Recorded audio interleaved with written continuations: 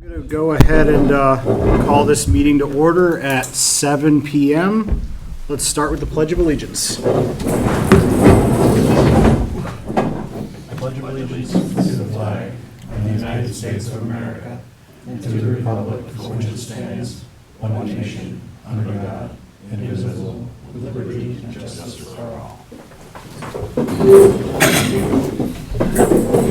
What's going on with my thing here?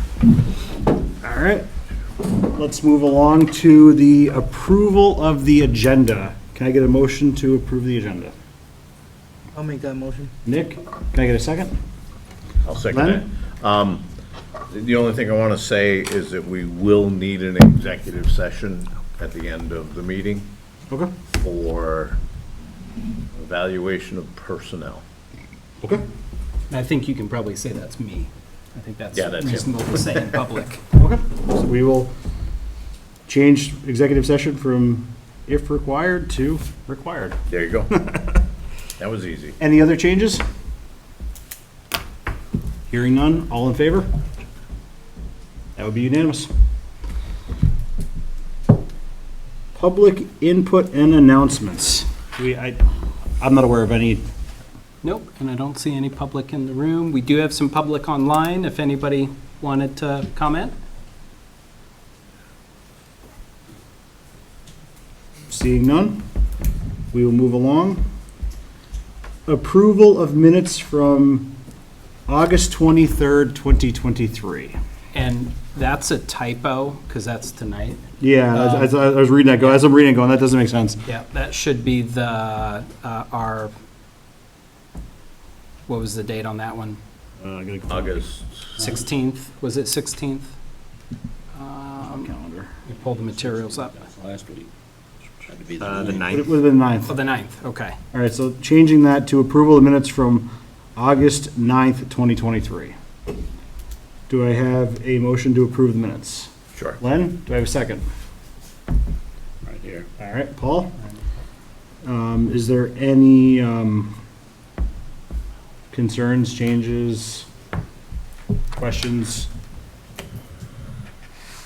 Hearing none, all in favor?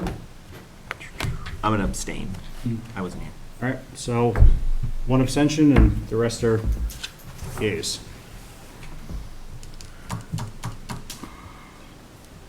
All right, so a professional development / curriculum update. And I can get that up on the screen for you.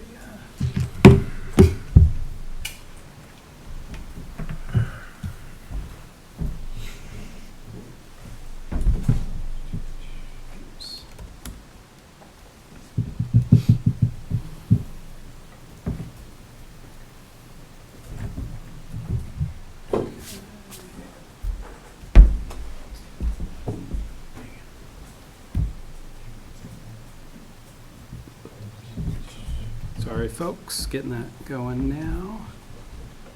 We're almost there. While Brian's pulling it up, I'll just talk about opening days really quick, which is not on here. So opening day is tomorrow, which is really exciting. We're going to do the same thing that we did last year on our first day. Brian's going to give a short talk. We are going to announce Teacher and Support Staff of the Year, and then we're going to do rotations for the things that we think are really important to start the year with, which is options-based safety training, EpiPen, Stop the Bleed, and HHB suicide prevention and threat assessment. So groups will go through 4 refreshers in each of those. And then to lighten things up a little bit, we're going to have lunch and then do some team building stuff in the afternoon. And then Friday is the curriculum day for the district. So we've got bookworms trainer coming in for the literacy work. Kaylin's going to work with her staff on Friday, and then on Monday we have a restorative practices expert coming in to work with the high school staff. So now that this is up here, I will start talking about curriculum updates for 23 and 24. So I want to start by just really going over very clearly what the goal of the last 2 years and going into this year of our work in the curriculum department is. And that is coming out of COVID. We know that we need to work on coordinated curriculum. Naturally, teachers just did everything they could to help kids, but we got to a point where we know that coordinated curriculum saves time and helps kids learn. When we have a literacy program, a math program, science and social studies that builds upon itself year after year after year, when we have common structures and expectations for students, it takes away them having to learn different ways of doing things so that they can get in a groove and keep going. And study after study has shown that that leads to better achievement. So coordinated curriculum is key, and that has been a huge, huge thing that we've been focused on, and something that's pretty hard because we want to honor teachers' expertise and honor teachers' voice at the same time that we work on making things more common. And the other piece is high quality tier 1 instruction in the materials to support that. So you've seen me come in front of you with a variety of grant focused and local funded tier 1 materials purchases. One thing that teachers said really coming out of the last couple of years was, we do want to do coordinated curriculum. We can't do it unless you give us the materials to do so. And so that's been a huge push right now because we need to support teachers for them to be able to provide that tier 1. So that means every single classroom has what they need to give kids the instruction that they deserve. So for the first time in a long, long time, Deb Bosch couldn't even tell me when. Yeah, I've got like 11 years that I can tell you about. Deb's got probably 30. Wow. Yeah. We won't age her. She's got a lot. For the first time since she can remember, we have a coordinated curriculum at the elementary level in all 4 major subjects. So if you will remember, you heard middle school social studies come in and say, one thing that they wish is that we had coordinated social studies, a scope and sequence with materials, and that is something that we've heard from science as well. We pushed social studies ahead a year in our timeline because elementary teachers said, no, we're ready. We pushed bookworms because we had the state grant funding to do that and teacher buy-in from doing the LNIC work. So this is the first year that we have set coordinated curriculum in all 4 major subjects in at least 20 years. We are excited about that, and teachers are excited about that, which is most important. And I think it's worth mentioning Mystery Science was something folks asked for too. That's not just something we put in place because we wanted to. Eureka Math is probably the only thing that's been in place for a long time here. Teachers asked for the resources to be able to teach Eureka Math. So just to be clear, they didn't say, hey, we want Eureka Math, but we've had it so long, they said, we want the resources, please. So a lot of teacher input going into those, I think, is important. And I think it's worth pointing out that we really were thoughtful about using grant funding to get this up and running. We believe we have the local funding going forward without asking for any increases to continue to support it in the coming years. Our curriculum work group at the elementary level is working right now on just putting the finishing touches on curriculum maps. So then we will have not only the proficiencies and the performance indicators for every grade level, but we'll have a trimester by trimester map for what should be taught at each grade level and time for teachers to talk about what they're teaching at the same time at different grade levels.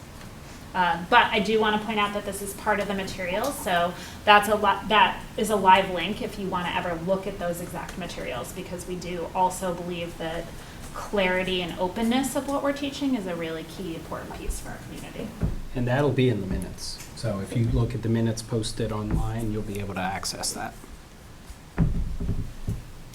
So at the middle grades, that kind of middle ground between 6th, because some of our programs like Bookworms and Eureka go through 6th, and the Global Citizenship does. Mystery Science doesn't quite, and our grade bands for performance indicators go K5 and then 6 to 8. So something we're always working on is how to help support 6th grade as this bridge between elementary and middle school, and how to get 6th grade the time they need with their elementary folks and the time they need with the 7th and 8th grade teachers. So that's something that we've been trying to work on and support that need from those teachers as well. So working on coordinating the curriculum so that kids have a smooth transition from 6th grade in their elementary schools into the 7th grade has been a key piece, making sure that we're linking to those 6th through 8th grade standards, which again are vertically aligned from K to 12, so they should always build on each other. If kids are hitting their grade level standards, it should build to the point that we are really proud to graduate our students with the skills at 12th grade. And then again, working on those transitions. So we did get that Stronger Connections grant. We'll be able to do some team building and leadership activities with the 6th graders together before they get here to 7th grade, but we also care about making sure that that curriculum is seamless and linked as well. And that Stronger Connections grant was the one that we talked about last spring that would support our students with another mental health clinician in our schools too. So that was a huge grant to get.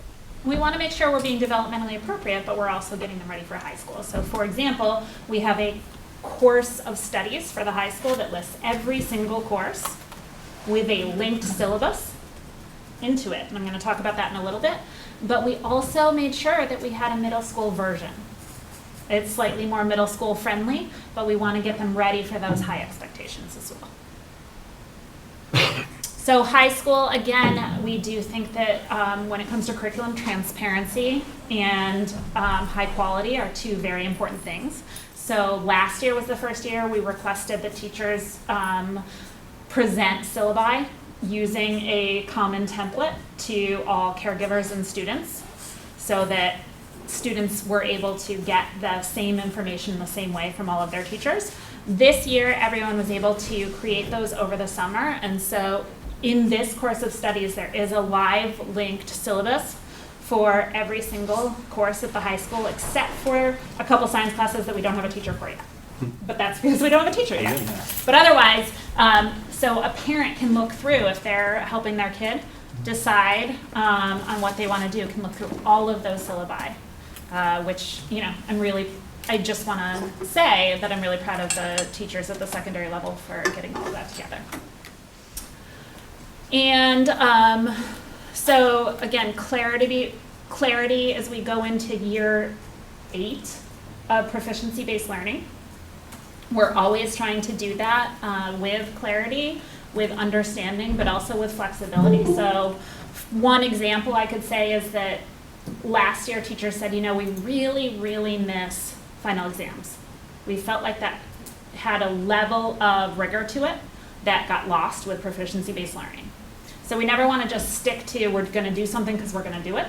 We always want to try to be flexible and to look at how we can work things out. So what we ended up doing is bringing back final exams where teachers can assess all of the performance indicators of their course, but saying that because that's not quite in the spirit of proficiency-based learning, we should still create the structures to allow that, but it shouldn't be able to lower a student's grade.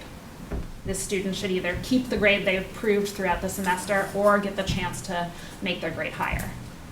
And so that's what we've been trying to do for the last 2 years, and we'll see what happens next. So it's just that idea of flexibility and working together, taking teacher feedback in the understanding that we're all going to have different ideas about what's best for kids, and so we have to try things that make sense and then just be realistic about flexing them to see how we can best serve students. This year, teachers asked for PLCs that were department level time. They said they didn't have enough department level time. So we did make that change. So teachers will be able to meet in their departments once a month as a part of their contractual meetings with non-administrative agendas.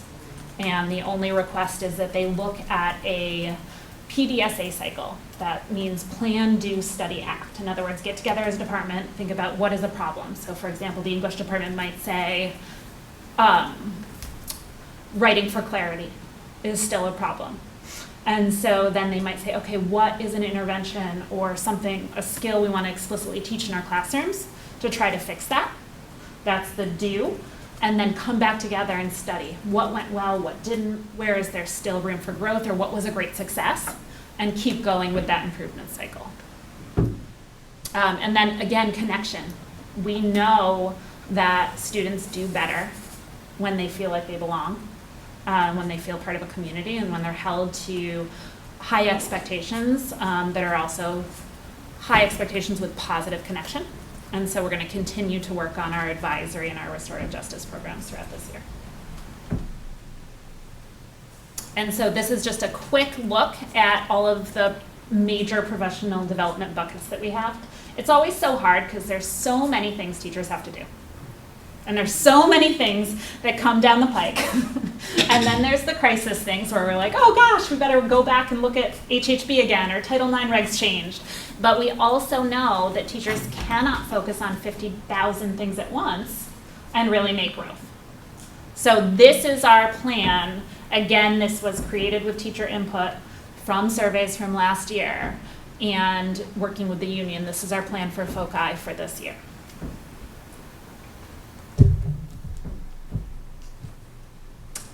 So is it working? Well, process-wise, I'm really proud of the coordinated curriculum and the increased clarity work. How are we going to know if it's working long-term? Teacher feedback being really important. Student feedback. The panorama survey data from all of those different stakeholders is one way we'll assess whether or not this is working. Educational leader walkthroughs. So our central office staff meets with our building principals and we do walkthroughs. And point out positive things that are happening and make sure that that coordinated curriculum work is happening. Formative and summative data, so we look at the STAR 360, classroom artifacts and assessment, looking at classroom work, and student work is a key piece of that PLC cycle. And so that's a great place for them to give feedback to us about whether or not this is really working. And this year we're going to be implementing something called rounding, which is asking really focused specific questions of our stakeholder groups to say what is working well, what do you need to do better, what structures can we amend or change, basically. And if you recall, 2 meetings ago, I shared assessment data from the end of last year. Our reading was, I think, hopeful, seeing that upward trend all year long. Our math was not quite that, but close. We've been focusing a lot on literacy at those early levels. So I think and that literacy work, remember, has been 2 years of doing that work. Some of this stuff doesn't really stick until year 3, year 4. So I think we see some hopeful signs in that data. And moving forward, we hope to keep checking in on the science and the social studies. If we're giving our teachers new resources there, we should be checking in after a year, 2 years, 3 years, and seeing if we're seeing the needle shift there too. So. And it's always just this balance. So we'll continue to do curriculum meetings on the bookworms, the literacy, because after 2 years, we're not solid enough to stop focus on it. We don't want to lose that momentum. But at the same time, we do want to also focus on math, and so the elementary PLCs will be around Eureka. It's just, I wish there were an exact science to this, but it's really about knowing your people, listening to them, and working at a pace that should be just this side of challenging without sending them over the cliff. If you have things in place, it's easier to maintain momentum. If you don't have things in place, gosh, it takes a lot of work to put them in place. You think about like the spinning plates, right? You can keep them spinning, but good luck getting them all started. And I think part of what we've been trying to do over the last couple of years is really get things in place, because we haven't had things in place in a lot of areas. So.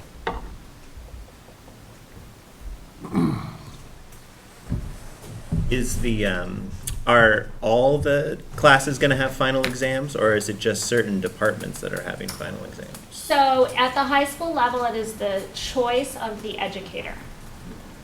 So they can use that final exam period to do like a performance-based thing. Like I know that Katya Cook did it wasn't an assessment, but they just had a French meal and only French together. They can do a paper-based formal exam, or they can choose not to do that at all and just continue to teach throughout that period, or do something fun with their kids on that last day. And so based on, I didn't get a great read on it because I was actually teaching a French class when we did the final exams this year. So I couldn't walk around as much, but I looked like about 50% of high school teachers chose to give final exams and about 50% chose not to. We talked about just pulling more data on that next year. It's just an interesting, because it's, if you're I don't know since we've moved to proficiency, like what is the gap that they feel like they're missing in that final, and students are getting testing experience, so you know, through the other testing things, so you Right. can't say that it's because they just need to feel that experience, because if they go to college, they're gonna have a final exam or whatever.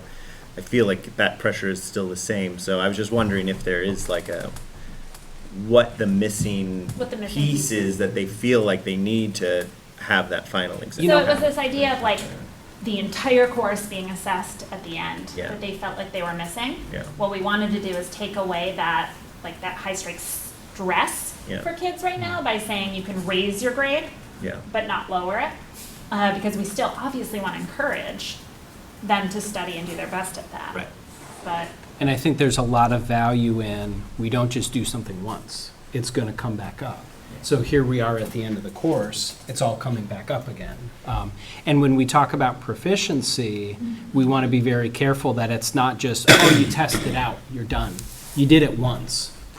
We really should be looking for proficiency over time. So I think there are parts of that final exam that do make sense with proficiency. It really does.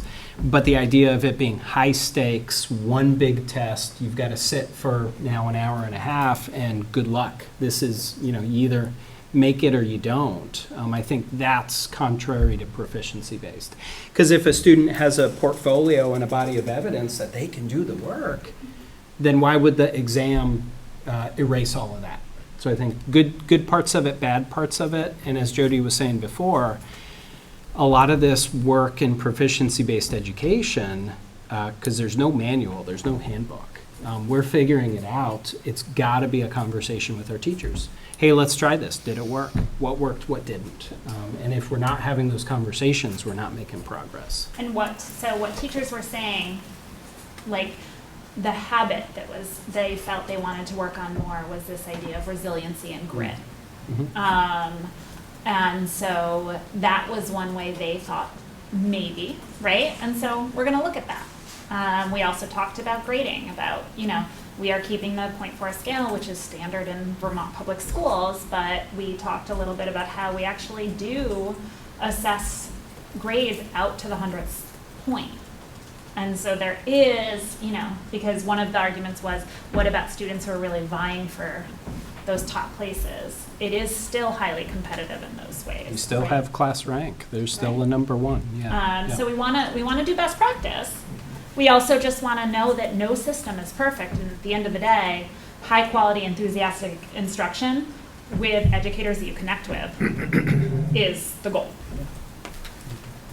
On the optional final exam, is there any distinction made in terms of, you know, courses that are aimed at college-bound kids versus kids that are not?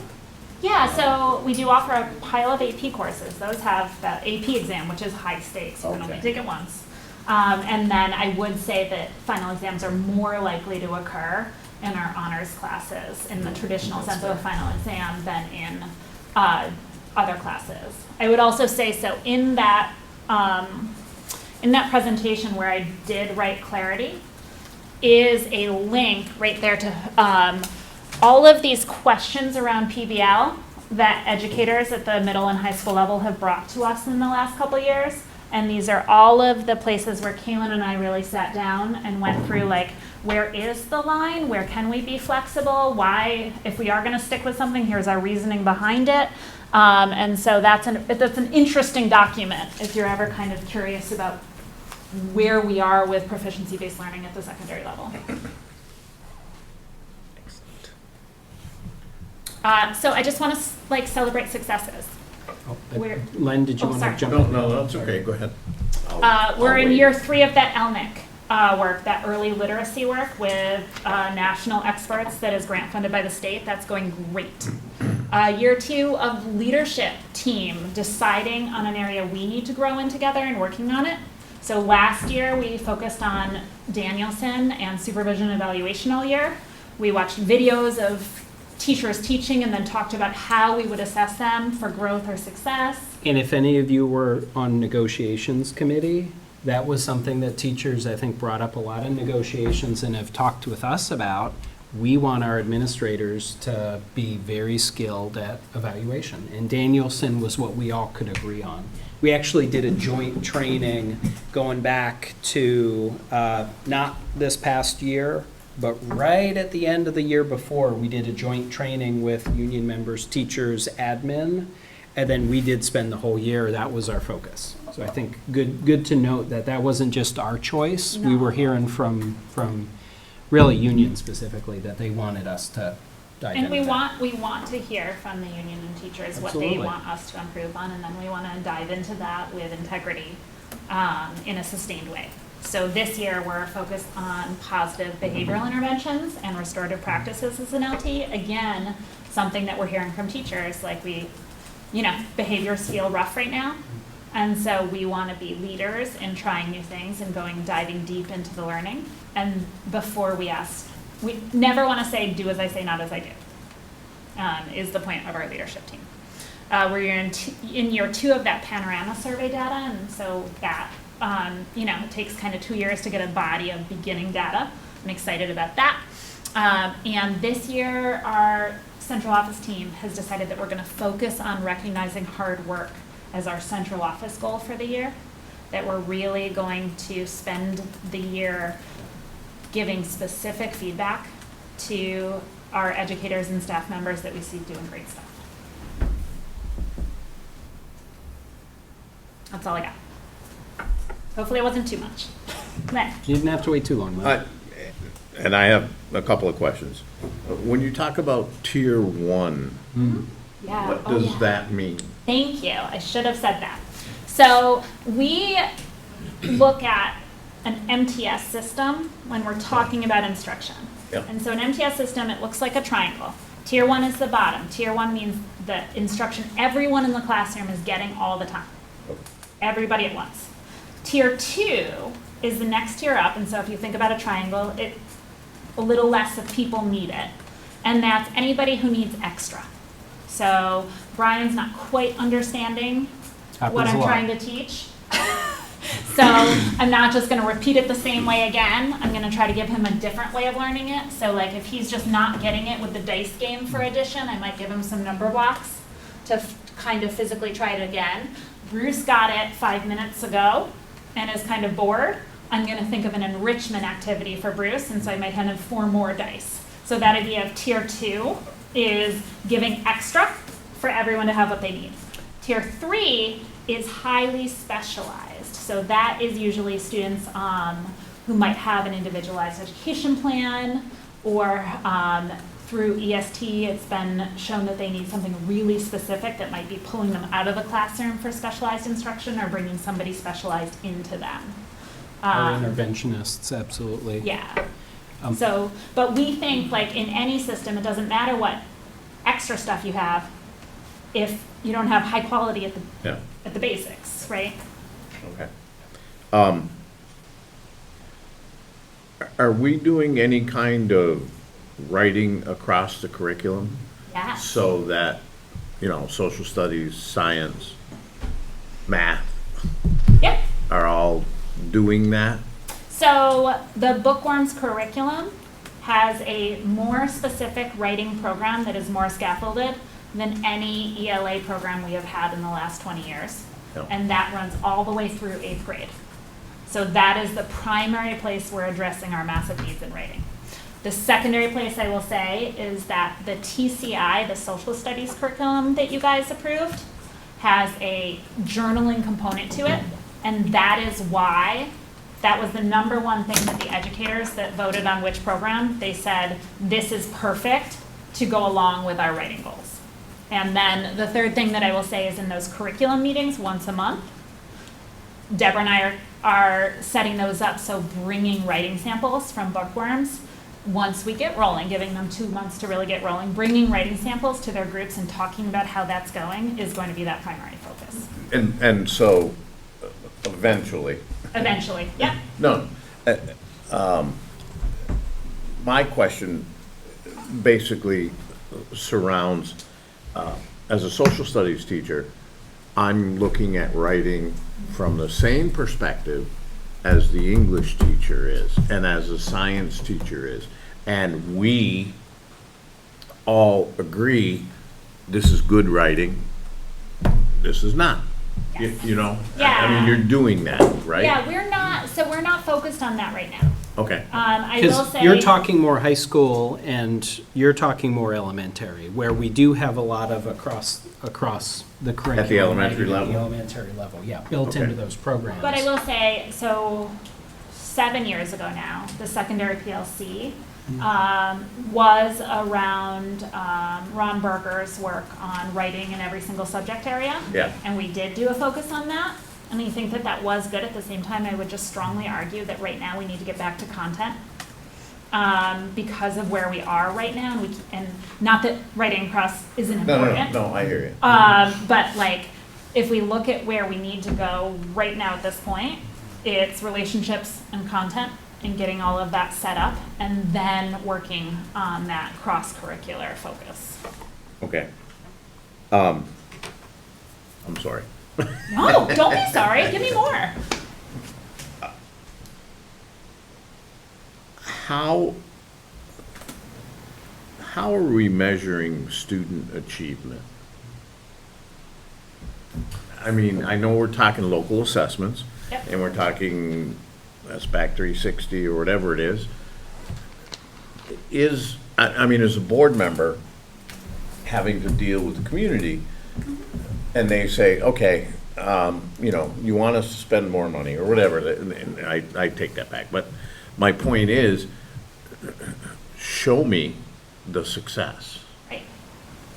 And so how can I steer them in a way that shows the success or not success necessarily? I mean, you know, some things work, some things don't. As you're talking about curriculum development, you're doing things and you're hoping and planning. No, and I'm not being facetious here.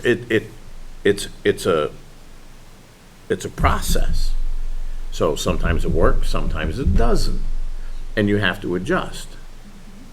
So what can I say at the dump Yep. to the guy who says, or lady who says, what are you guys doing down there anyways? Here's what I would say. Here's what I do say on the rare occasion I end up at the dump instead of my husband. Because, you know, I live in a school choice town, so I get asked a lot of things. Is this. What we're doing right now is focusing on implementing research-based curriculum. So the best thing we can do when we look at data is look at focusing on curriculum that researchers have proven are effective, and then making sure that we're doing it well in our districts. When we look at data, there's no one piece of data that tells the whole story. Right? So what we are looking at is, what I'm really proud of is that STAR 360 data and literacy.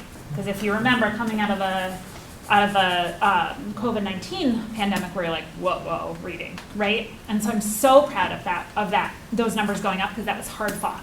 We're also looking at panorama data. We also look at graduation data, SAT data, PSAT data. STAR 360 is important. Every single year we do something called the LCAP, Local Common Assessment Plan. And that is like a 10-page document that says what assessments we're going to focus on for the year, what the whole total puzzle is together. And that has a whole entire common assessment calendar for the whole year. And we look at all of that data together. And so there's not going to be one single thing. Right. But I would say. And I would hope there isn't. And you know, when it comes to state data, we started a brand new test last year. None of that's going to be valid for any district. Just got the data like a week ago or something. Right. Yeah. So So I would great say, timing, yeah. looking at that panorama data, specifically how kids are feeling, Yeah. looking at STAR 360 and looking at graduation data is where I would tell people to look. And I think, you know, if we look at, we've done a lot of work over a year on mission, vision, values, Right. and then board goals. And, you know, Jody's shared with you a little bit of our leadership team's goals, central office's goals. We're also looking at, we've done a lot of work over a year on mission, vision, values. And then board goals. And, you know, Jody's shared with you a little bit of our leadership team's goals, central office's goals. We're also looking at, we've done a lot of work over a year on mission, vision, values. And then board goals. And, you know, Jody's shared with you a little bit of our leadership team's goals, central office's goals. it gets complex and complicated, and I know you understand that, Len. So, the challenge is, so how are our kids doing? Well, do you have a few hours to sit down and talk through it, right. So I wonder, and I guess I'm sorry to interrupt, but when we talk about local assessment, yeah, it would be nice to have that defined for folks so that they understand Yeah. what that local assessment means. Yes, so I will add that. So classroom assessment is the things educators are giving in the classroom. Right. Local common assessment means things our district has decided every kid for a certain grade level needs to take. Right. So we can track growth. So that's what local assessment is. It's And I not- think that needs to be What more are those? clearly Yeah. defined Yes, yeah, for folks. yep. Because they, some people say local assessment, oh, that's the test that they That. give in my classroom. It's actually a bunch of things, yeah. Yeah. It's this So phonics I just think assessment it we needs to give, be the spelling defined. assessment It's the we give. Eureka Math and the module that, Right. it is the STAR 360 math and ELA. It is the state test. Yeah, it's all those things. Yeah. I think it would be nice to have that on our website in terms of, It is, I just don't think it's easy to digest. Okay. It's probably like a 30, we tried to cut it down.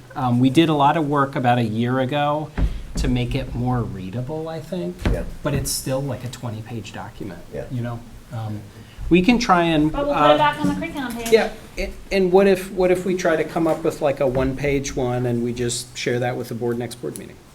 Or maybe 2 board meetings from now, or 3, just because we're starting school about you soon, say a have a little bit future going board on. meeting? Yeah, future board meeting, I like that.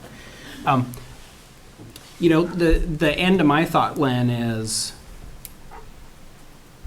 I think the most important thing is we're either working in a way that people trust us or they don't. And Jody talked a lot about, research-based programs that are proven to, we're doing things that people either trust or not. I'll boil it down even simpler, great research-based, if we're doing all that stuff, people probably will start trusting us. I think every single thing we do, we either follow through with what we say we're gonna do or we don't. We either, we're spinning things and making them sound better than they really are, or we're just talking straight. We're talking about the good and the bad. If we're doing all those things, if we're listening to people and they really feel like we're listening to them, I think that's the work. Then they trust us, and then I think we get fewer people looking for, well, show me that you're doing good work. Right. They'll have already seen the good work. Because you're right, it's not one number and it can't be. And if it were one number, wouldn't that be a little scary, actually? We don't want that. And another piece of that I would just say is the transparency. Like having that list of proficiency-based amendments and thoughts open to anyone who wants to look at it. Having a list of which curriculum. And course syllabi. And having a available to course any syllabi for every parent. single course. well, and that's for any helpful parent who wants to for look me, at it. because now I can steer a person. Yeah. That, I guess that's what I was looking for is, okay, where do I send them? And they can always come down here. Because I don't have the answer. They can always, it's probably more fun to talk at the dump, but they can always come down here. We have never turned a parent away when they've said, hey, I've got questions, come on down. Saying it's on the website is one thing, and I don't want that to sound like, well, it's on the website, so we're done here. Yeah. It's on the website if you want it. That's the transparency piece. But you can come in, and we'll listen to you. We'll hear your concerns, and then we'll share what we have. We'll try and answer your questions. So you can definitely steer folks to us, because it is more complicated than, if we just showed that, and I was trying to be careful earlier about saying, oh my gosh, our reading scores are great. They look good, but that's not the whole picture. So if we just pasted our reading scores somewhere and said, oh, look, we did great work, wonderful, we're done, I would have a huge problem with that, because that's not telling the whole story. So send them our way. We'll chat with them. Well, and I appreciate that. We'll give them everything we got. Yep. No, that's a great question, Len. That's a great question. And I think that's something that is always on my mind. How do we keep working with people to build trust so that we can do better work? Well, and I think we're doing that, and I think part of it is just clarification. Because not everybody is an educator. And so when we're talking about PLCs and these things, some folks are like, I have no idea, yeah. the heck is that? And that's not their fault. Yeah. They'd have no reason to know. So, I also think that the expectation of what happens to someone in our school system is very different than what a lot of the people that are coming to talk to you about. Yeah. It's like, Yes. the world is a very different place. Your outcomes are very different than, oh, I didn't do so well in high school. You could still have a great house, a great job, you could have a full family and get away with that. Yep. Now, it doesn't work that well. It's, And our mission, our vision, our values highlight that. Yes. We're not just trying to raise test scores. We're trying to do a lot of things that are more complicated, complex than that. Yeah. Well, and I think I another key appreciate piece that. for the last couple of years has been, how do I know exactly what you're teaching? And so that was a big goal of this work, was to be like, hey, we have we are happy to show you exactly what we're teaching. Yeah, yeah. Thank you. Yeah. No, great conversation, great questions. I had two. One under, is it working? You mentioned educational leader walkthroughs. You said they'd be able to walk through and say, hey, this looks like it's working very well. But will they also have the opportunity to say, you could improve this area? So, yes, in a different vein. So like, let's say I'm walking with Phil through Wallingford. I might say, okay, today we're just going to look at whether or not people are doing the bookworms DI blocks. That's what we're going to be doing. For me, I'm not their direct supervisor, so it's not really my place to give them really specific feedback for growth. Yep. I just want to say, good job with this piece, right? But then Phil and I might go back and talk about, so in general, what did we see? What are some of your goals for your next faculty meeting? And then he, as their direct supervisor, can then follow up and give them direct feedback. Understood. But we just want to make sure that, Yep. that we're just following the correct lines. And whenever I've been not a building leader, but a leader, when I walk through, I only give positives. So same idea. Makes sense. As the superintendent, if I walk into your room and you go, oh no, what is he going to say? That's a problem. I only want to focus on the positive. And then the principal might say, oh, that's crazy that you didn't see that today because I'm in that room 3 times a week and I do see that. Or the principal could follow up and say, oh, that was weird, you weren't doing that today. And they go, oh yeah, the copier wasn't working. So there are a lot of nuances to sorting through. We don't ever want to take a tiny snapshot and say somebody's doing something wrong because we don't have the whole picture. But we can take a tiny snapshot and highlight something good every single darn time. So I agree 100% with Jody's. Second one I had was, before this presentation started, you mentioned the staff is coming back, teachers are coming back. Is that going to be the similar process to last year? There's going to be team building and they're going to break into, perfect. Yep, same. Tomorrow's running almost the same way it did last year, with the one piece, when we got the feedback from teachers, is they said not only outdoor fun, indoor fun too. So that's the only thing we're adding. It was generally really good feedback last year. I know it wasn't, some I people. remember hearing that, that's why I asked. So. But it wasn't 100%, everybody said it was all great, but I think the vast majority of folks, while not everybody was thrilled with every choice we made, it was largely positive, so we stuck to pretty much the same thing, with a couple of tweaks. Yeah. Any other questions? Backing slowly away. Thank you very much. Always happy, a single board member, a group of board members, community members, parents, always happy to have those conversations in more detail. Thank you. Thank you. Moving along, the next thing would be student activities fund transfer. Yep. So I'll talk a little bit, and then if you have questions, we can dial Stan up. He's around, I see on there still. So we have historically had a student activities fund that was Friends of Football. And the way that always worked was fundraising was done, and then to be able to purchase, we always needed an account to put that funding into. So historically, that's the way that was done. We have a very motivated Friends of Football group. We have some new leadership on the parent end there who are saying, you know what? We want to go out and get our 403B. We want to register as a nonprofit. we want to try and, cut down on the number of steps, from A to B. Because sometimes collecting the money, depositing the money, accessing the money, the paperwork involved and the personnel involved can take some time the more layers you have. So they're saying, you know what, we'd like to just manage that ourselves.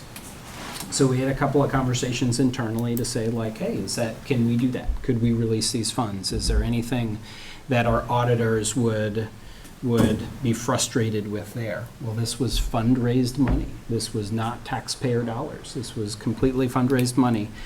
So we told them, yep, when you get your documents in order, let us know, and we will bring it to the board to basically dissolve that student activities fund for Friends of Football and to transfer the funds to them. Does somebody want to make a motion, and then we can discuss and pull Stan in if you want to? I'll make a motion. Good. Cindy, I'd like to word the motion. second? I'll second it. Lynn? Is anyone okay? Any questions? Any discussion? So do they now currently have a nonprofit status? Yep. So there's not a lag between we get this No. money? Good question. They have their ducks in a row, and they've given us everything that we need to be satisfied. Yeah. And I'm assuming the people that are, besides the top people, everybody else that is doing this is on board with it, or in The- general? I can't tell you about Friends of Football. I can tell you about people on our end. Yeah, we're all on the same page. Yep. Paul? I was president of a Rotary Club, and we always had funds flowing in that were from two sources. One was internally raised, other things were raised from the public. And the IRS looked at that in two ways, restricted and unrestricted. And the funds that were raised from the public always were restricted in what we could do, whereas the other stuff that came from our own pockets was not. In other words, we could take a trip, and we took them, but it And, was you with know, our money, not with. My understanding, and Stan's going to tell me if I get this wrong, those student activities funds are a little more similar to that unrestricted. Those are not taxpayer dollars. Those are not anything in our general fund. Those, there's a lot of discretion from Friends of Football, talking to the coach and saying, what do you need? Okay, great, let's purchase it, and we're not getting in the way of those purchases. Is that reasonable? It's reasonable. I mean, for one thing, Friends of Football really doesn't meet the definition of a student activity. I mean, students aren't involved. There's no advisor from the school district on that account. The only thing is we print checks and you approve them. So in reality, they should be out of the school district because we have really no control over it or any real say as to how that money is spent. The issue that comes up with why there's some accounts in that student activity account that aren't really student activity accounts is what you brought up regarding an IRS charitable contribution. Most of these organizations don't want to go through the trouble of getting a, certification from the IRS as a charitable organization, so they use us as the charitable organization, so that when they're going out to raise funds, they can get they can sell it as a charitable donation to a government entity, which would be Mill River. But that means more work for us, less work for them. So Friends of Football is actually saying, we'll do the work, we'll take it off your plate, which is why we're comfortable with that. Any other questions? Hearing none. All in favor? It's unanimous. Thank you. Thanks, Dan. All right. Board education / strategic planning. Hi. This was in our materials, the notes that Liz was very generous in taking notes, both of our retreat days. We had quorum for the first retreat, and we had minutes approved, posted. Second retreat, we knew we weren't going to have quorum, so we talked about that at our board meeting prior to that.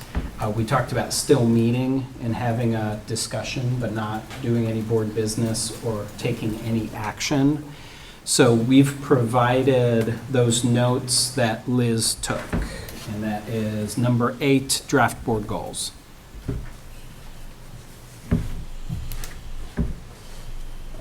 And I do believe we do have this on the agenda for action. So if the board wanted to take some action with this, the board could. If you wanted to formally adopt these as board goals. I don't know that you have to take action on it. You know, that might be more just symbolic, that the board adopts them, you know, showing that the full board supports it. I think I would recommend that, but I don't think it's something that's necessary. You know, we will probably still try to engage in the work, if that makes sense. So, Anyone like to make a motion? Yeah, I'd make a motion that we accept the goals as stated, right? Is that what? Yep. Um,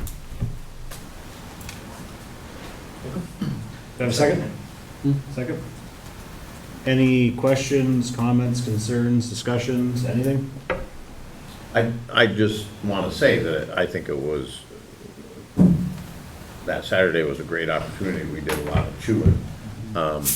And I think we came up, we went from a very numbers-oriented goals and visions to something that makes a lot more sense in terms of what the board's goals should be, rather than us telling teachers that they needed to improve test scores by 10%, which made, in hindsight, and I was there, and I made that decision too, but I think this is much more realistic and much more, I was there on Saturday. These are all things that the 8 of us here in the room, however many of us are in the room, we're all able to achieve these. yeah, true. yeah. That's a good point. Anything else? The only thing I would add is I would just say, you know, I mentioned those 2 retreat days. We had to do a lot of work throughout the year. You know, we met periodically for strategic planning and looking at family feedback data, surveys to get to this point. So I want to highlight that sometimes good work takes a long time. And the fact that we took our time and did this a little more methodically, while we were behind on our timeline, I do think that good things happen when you take your time and try to do things the right way versus just rushing to get something done to have it done. So I think the other point to make is that these aren't set in stone, right? These are, we're approving these board goals for this year, or, you know, like, we're continuing on, and then we're gonna go back and look again next year and say, are there other things that we should focus on and highlight in these? good point.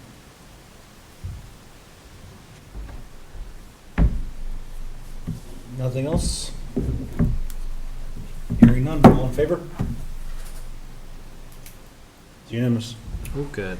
I do have this in my presentation tomorrow, so now I don't have to change my presentation. Thank you. You're very welcome. Committee reports, personnel, contracts. Hi there, how we doing? I have a couple of contracts. We didn't have a personnel committee meeting, but we have some contracts nonetheless because it is that time of the year. The first one is a law enforcement contract between the Rutland County Sheriff's Department and the Mill River Union School District for the period August 2023 through June 2024. And that's for our SRO. And I would make a motion that we approve this contract for Sheriff Hoffman. Is it fun to, no, you have to think. You made the motion. I made the motion. Second. There we go. Okay. It's fundamentally, it's the same contract that was last year. Yes. And Really, the only changes are, as with almost any contract, an increase. Yeah, I think roughly 10%. I did the math, but it was a while ago. I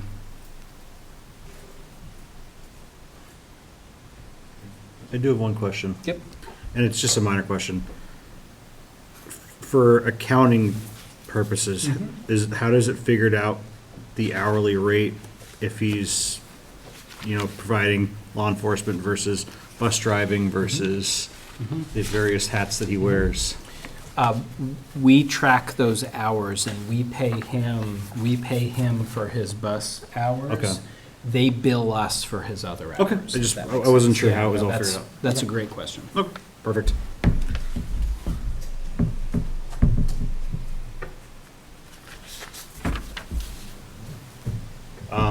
Anything else? All in favor? Approved. Okay, next one, is a contract for Emily Lamica. I don't know if I'm pronouncing that right, I apologize.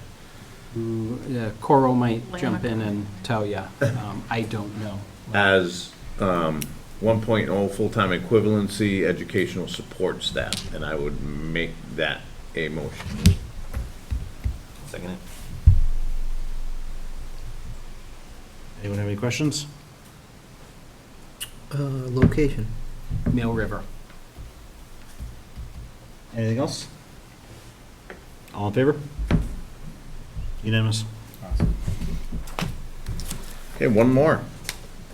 A long-term sub for the 2023-24 school year, starting 8/29, ending 9/29. Long-term sub 7 through 12, science 1.0 full-time equivalency for a gentleman by the name of Sean Ketchum. I make that a motion. I'll second that. Second. Oh, I think Nick beat you. By a whisker. So I got a question. He's a long-term serve for 1 month? Yep. Is that filling in the position we talked about last board meeting? Yes, Okay. correct. He's good till hunting season. Yeah. Sean was gracious in being willing to help us out because we knew we had a gap. At the time, I think when we started the conversation with Sean, we didn't have something lined up, and we were trying to line things up, so we knew that it was going to be helpful to cover the first month of school no matter what. We do have an approved contract for somebody coming in starting in October, so this would, if all goes well, and our other candidate has his Vermont license already and is working on the rest of his documentation, so that is moving along well. So And Sean has been here before. Any other questions? Hearing none, all in favor? Unanimous. And that's all I have. Oh, we had one more contract we brought back. Because the board had asked us last time for more information on Oh, Tim Gallipo. yeah. So that hire is in there. Okay. It should be in the packet, I believe. Yeah, it's in the email. So, do I need to make a motion We're to gonna offer discuss, yeah. that contract to Tim Gallipo? Tim Gallipo? I'll second that. I'll make that motion. Sorry. I didn't print that one out. Nope, no worries. Questions, comments, concerns? The board did ask for more information, so Phil and Kim and Kaylin are here to share with you a little bit about the process so that you're hearing it straight from them. I think that was the question, is how Yep. the process went from vetting 6 and ending up at this gentleman. So you want me? So I'm just gonna read to you kind of what I wrote down, so it's all there, so you have it, and then if there's questions at the end, I can answer those. So Tim was chosen as a candidate to bring forward by the committee made up of Principal Kaylin Thompson, varsity football coach Wallingford Principal Phil Hall, and myself, Kim Maneri. Ken Webb was part of the initial interviews in June, which we interviewed 4 candidates. And it was at that time we decided to leave the position open as the candidates we interviewed didn't meet our criteria for coaching at the varsity level. Tim Gallipo expressed interest in the position at the end of June, but didn't formally apply. He wanted to attend Mill River Summer League basketball games to see if his coaching style would be the right fit for our varsity position. With scheduling glitches and cancellations, he was able to see the group play and formally reached out in July to apply for the position. He was excited after watching them and saw things he could build off of as the coach, if the coach. At this time, Chris Charbonneau reached out to me asking if the position was still open. I told Chris it was, and if he was interested, he could email me his resume. We were able to get one of the interviews scheduled, and the other was scheduled for another time the committee was available. Both candidates have coached at the varsity level and been successful. If you followed our boys basketball program, we hit a high stride under Coach Jack Rogers. Coach Rogers passed away unexpectedly, and since then our program has been hit with low numbers, lack of commitment, and passion that Coach Rogers was instilling in our program 7 through 12. At Mill River, we're trying to change the culture. Coach Hall was brought in last year to take over our football program that was struggling. The culture Coach Hall and his coaching staff instilled in our players is what we're looking for out of all of our coaches. They've set the bar high. We brought in Coach Bastian Auer and Nick Webb for our varsity baseball program, and in the 4 months they spent with the team, the culture changed and the drive came back. Now here we are with boys basketball. We have a candidate, Coach Gallipo, that has been a coach at the youth level, middle school level, high school level, and collegiate level. A coach who has come into athletic programs, help rebuild them, instill confidence, sense of community, and culture. Coach Gallipo believes attitude matters, work ethic matters, and being a good teammate matters. He knows that our student athletes need to be willing to put the time and effort into their own success for the program to be successful. This candidate has also been on the other side of it and officiated at all these levels. He knows the game of basketball inside and out and will provide the players with the tools they need to be successful on the court and off the court. Thank you. You're welcome. I wasn't here for the last discussion, and I appreciate, parents communicating and making a voice, but I think one of the things that we always go back to as a board is saying we have professionals on our staff. They do things certain ways, we hire certain ways, and I think we should listen to their opinion when they come to that conclusion. Any other questions? Any other comments? Well, hearing none, we will put it to a floor vote again. All in favor? It's unanimous. Awesome. Thank you very much, everybody. Thank you. Thank you, Thank you. both. And know that we are Haley, thank always more than willing. If the board says, hey, give us some more information, always more than willing to give you more information. All right. You hit it on the head. So now we move along to policy. First read to rescind E2, E5, E7, and E15. Second read to rescind G16. Second read to adopt D22, E6, F4, and F28. I had that in front of me. We got a lot going on. I have a question. I couldn't find E2. Oh, I have it. I have it. Okay. I couldn't find it. And if the board would entertain a recommendation, And the budget one? I would recommend that we deal with the ones on second reading first, since those have made it to You the read paper. my mind. Okay. Those have made it to the paper, and those might be an easier one to deal with, because I have something I do want to talk about with our first reads, if that makes sense. I'm gonna take a stab at doing them in buckets. I'm gonna make a motion to approve the second reads to adopt D22, E6, F4, and F28. Yes. I'll second that. Okay. Any comments or anything? Hearing none? All in favor? Unanimous. Excellent. You're on a roll, Nick. You want to No, keep going? let's do that all over again. So I'll make a motion to accept the second reading on G16. To rescind. Oh, to rescind. Got to use rescind. Yep. I'll second Second again. that rescindment. All in favor? Got to Excellent. put up my own hand. And I'll just say this real quick. It's probably out of order because we don't have a motion on the table. I would make a motion without E15 because I actually would like us to keep E15 for a little bit longer. E15 is bonus payments to staff. We paid some bonuses with our ESSER funding. I want to wait till we're clear of any possibility of audit because we needed that policy to be able to do that, if that makes sense. So. Okay. I would recommend a motion of just E2, E5, E7. Should I make that motion?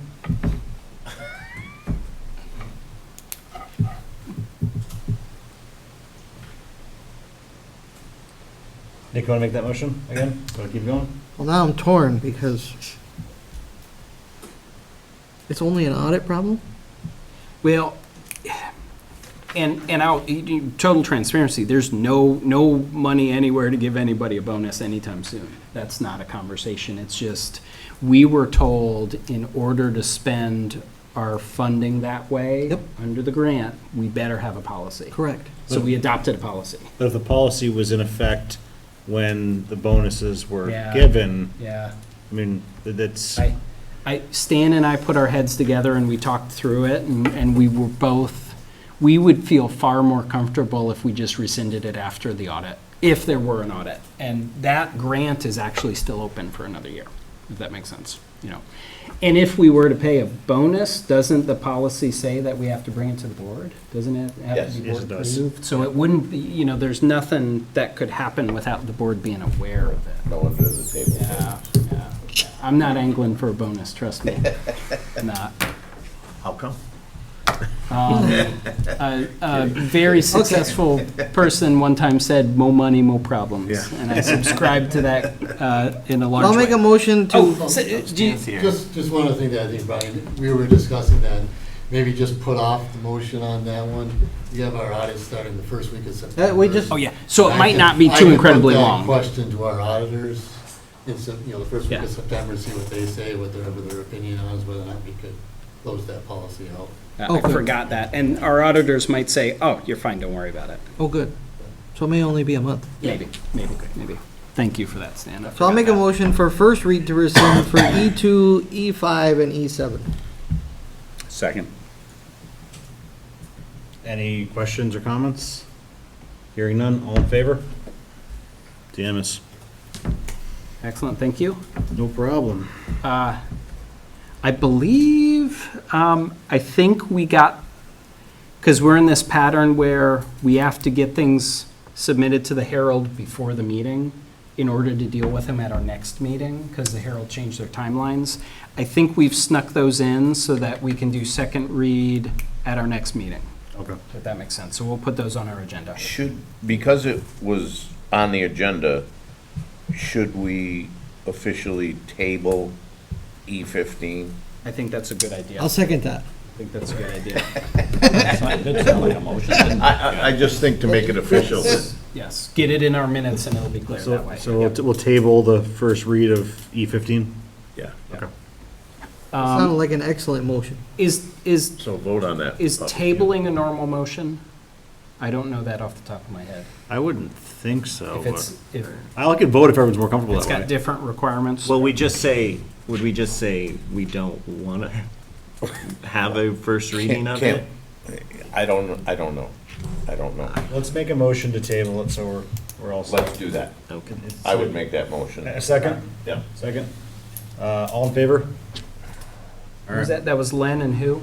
Nick? And Nick. Okay, so. I just think that way. That way we're covered. It's in our minutes.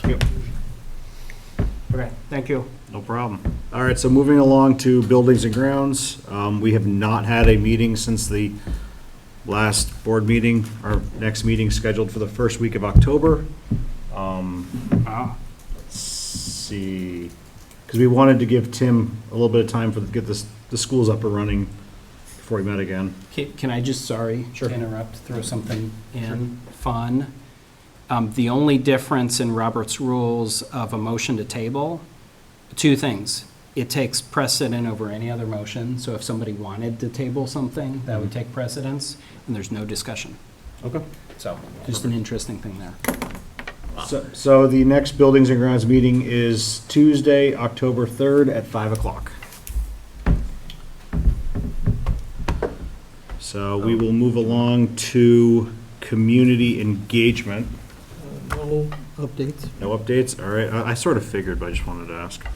All right, on to negotiations. I have not scheduled a meeting, that's completely on me, but I do have 4 out of 5 of the members of the committee here, so I was hoping we could schedule it right now.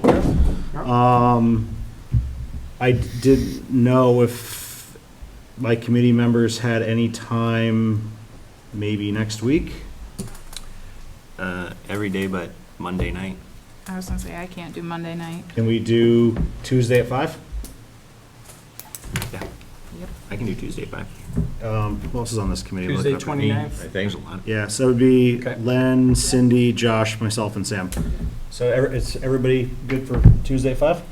So our next negotiations committee meeting will be Tuesday, the 29th at 5 o'clock, and I will get, I'll work with Brian to get an agenda, and we'll get it out to mid-year.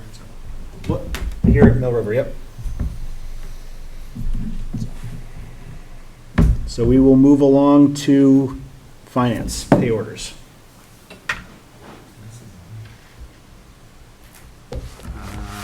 I got a copy of those. Because Liz is not here.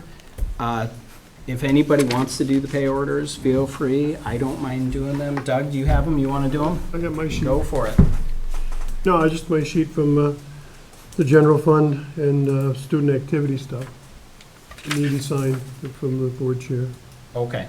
I'll read them, you'll sign them? Do that, I'll sign. Okay. I gotta sign them already. So first, we have from the general fund, $292,519.30.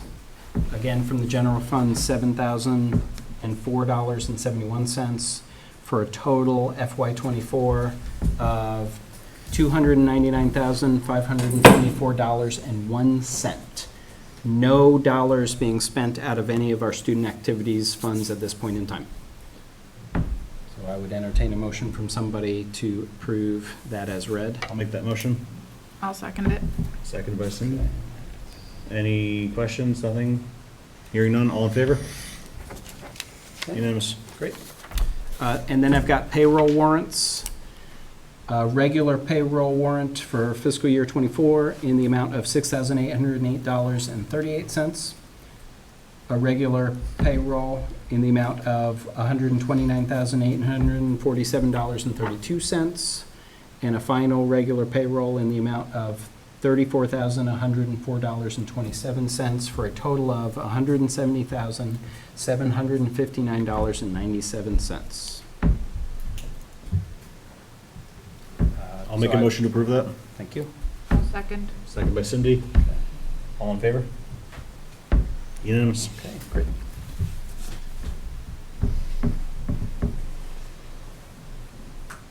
All right, so moving along, transact other legal business. Do you need me to sign for board chair tonight? Yes, yes, yes. Someone want to make that motion that I can sign for I'll make board that chair? motion. Josh, second? Paul? All in favor? Unanimous? Any other legal business? Hearing none. Agenda building. Okay. So we talked about those policies. We should be able to do second read of E2, E5, E7. Okay. And then on our schedule for September, I believe we just rescinded nope, we haven't rescinded E2 yet. Even if we rescind E2, I do still think that there's value in sharing a budget calendar early in the year. I just think so that the public is aware of how we approach our budget cycle. So September, we have lined up budget calendar, so I can present that, I can update that and have that ready, if that makes sense for folks. So I would also recommend, budget calendar, I would also recommend we spend some time at that meeting mapping out when are we going to go to our elementaries.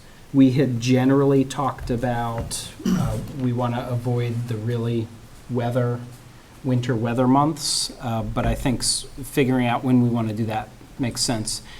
Our teachers are all be starting and pretty busy, so I wouldn't want to pull them in until maybe second September meeting anyway.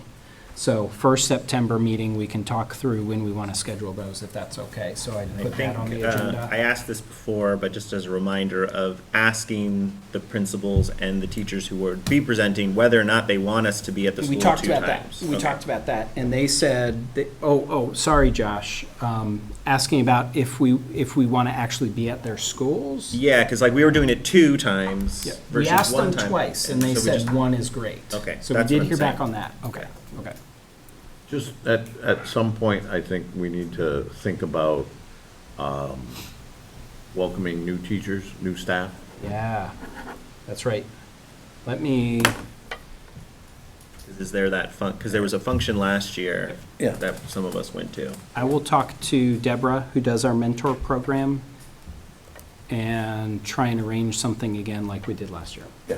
Yep. Thank you for that reminder. I appreciate that. I know you brought that up already, Len. That's all I would recommend for that agenda. We will have personnel at 6:30 that night. I don't think we need to have it at 6. Yeah.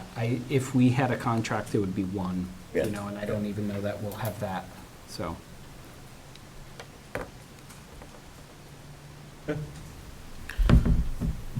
Executive session, which I do believe we have one this evening, Yes. so. I would like to request an executive session for evaluation of school employee. Before we get into that, can I do one, because at the end it'll be gone. I talked with Brian today, and we made a decision not to, whatever. Anyway, I've got 3 problems at Clarendon, and I was telling people around here that most of us live in this area, but we work through the schools that we're at, Wallingford, Shrewsbury, whichever it may be. Clarendon has a number of problems on the outside, but I've got 3 that I think are really kind of important. Number 1,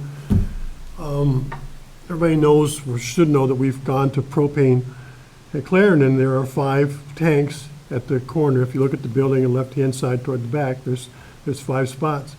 Problem is, the grass is to a point where you can't see those spots there. If there's a gas problem, they're gonna have a hard time finding the tanks and stuff there. It needs to be trimmed enough so that you can see the tanks that are there. There's covers on top of them. They're sealed covers. They come with things that are there, but that would protect in case of a problem. Problem number 2, I walked around the building actually a couple times, and it's some stuff I think needs to be done. One is that there's a seating out in the back of the building that the kids use. It was put in by a former teacher, I think, and his wife were also a teacher. But the bench is made out of metal. The seat is probably, I want to say about 3 inches wide, about 1 inch high, and it's a good 4 or 5 foot long. Problem is, the first one that they would sit into, one of the ends, the cap that protects them from getting cut, is gone. So there's a spot there that all the kids has to do is drop something, reach down for it, and get a cut in the leg and something. We'll be in an insurance situation. And number 3 really wasn't Clarendon. I may have missed it. Have we done anything with the benches and stuff for the football field? Bleachers? The bleachers? Yeah, they've been taken out of here already. And I heard Coming. both Kim and Tim told me yesterday that they think they're getting delivered maybe Friday.